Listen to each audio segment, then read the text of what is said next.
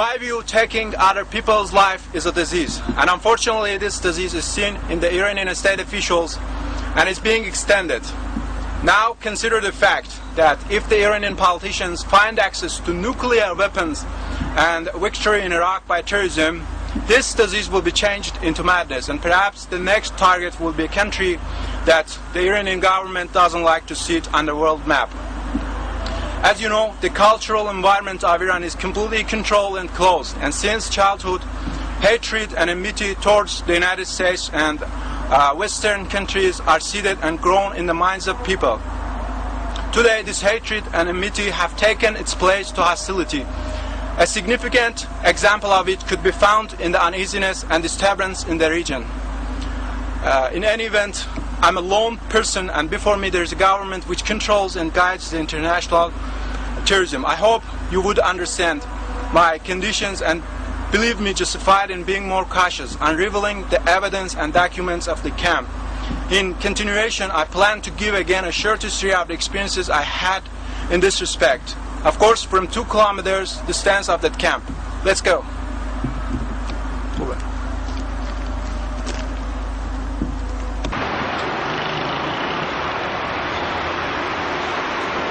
Around 2 years ago, I put on uniform to defend my country as an Iranian. However, unfortunately, after some time, I was transferred to a camp, and now I'm in 2 kilometers distance of that camp and would like to give a summary of the events in that camp.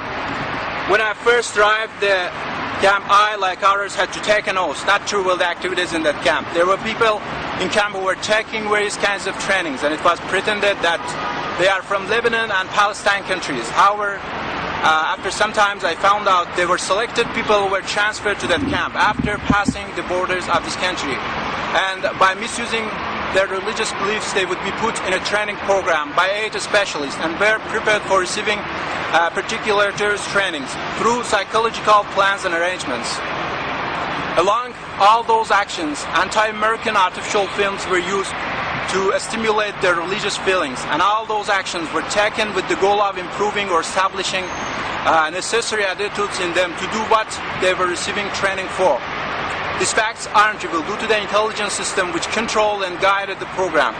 My story in that camp started when, for missing a letter, I went under torture and investigation for 1 month, and ultimately by injecting different chemicals, I changed into an actual moving dead man. However, fortunately, after some time, I recovered miraculously, and my deep curiosity led me to search for that letter, and at last I found it. In the letter, it was noted that the trained forces had to be dispatched to one of the Iraqi cities to make an unsafe and dangerous atmosphere to confront foreign forces and troops in that country. Despite all things I knew then and the letter in my possession, still one single thing confused me, and it was observing the trainees doing prayers.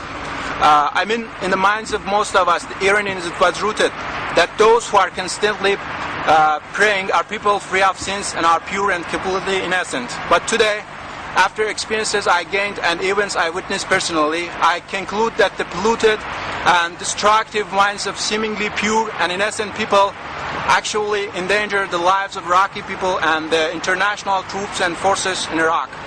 And many families and children have become deprived from normal life because of the acts of those mind-washed people. After my recovery, and to make sure the trained people are sent to Iraq in spite of all dangers and risks, I followed them up to near one of the Iraqi villages and reached important results. I found out that those trained forces could pass the Iraqi borders with no problems in secret. And the matter that worried me were the signs of destructive acts of the Iranian government against the innocent Iraqis, showing an expansion of dirty and evil policies of the Iranian officials in the Iraqi society. After returning from Iraq, I traveled to neighboring countries to reveal what I had found out. But unfortunately, the condition wasn't good, and when returning, I was arrested by the Iranian police. For 1 week, I was tortured and prosecuted by one of the senior security officials and underwent investigations for many times. The mentioned high-ranking official was shocked of seeing me there despite receiving all those chemical drugs which were supposed to have a permanent effect. On the other hand, he was pleased that I had not spoken a word to regional police on this matter.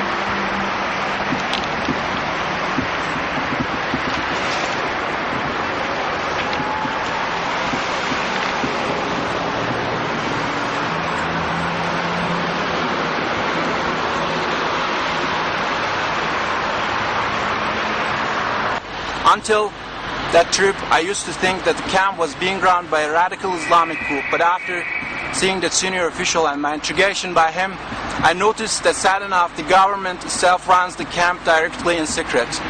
Definitely after receiving the tourist trainings, the trained tourists would receive financial and propagation supports as well. The question that might be asked is if there are similar camps in Iran for expanding tourist actions in other societies.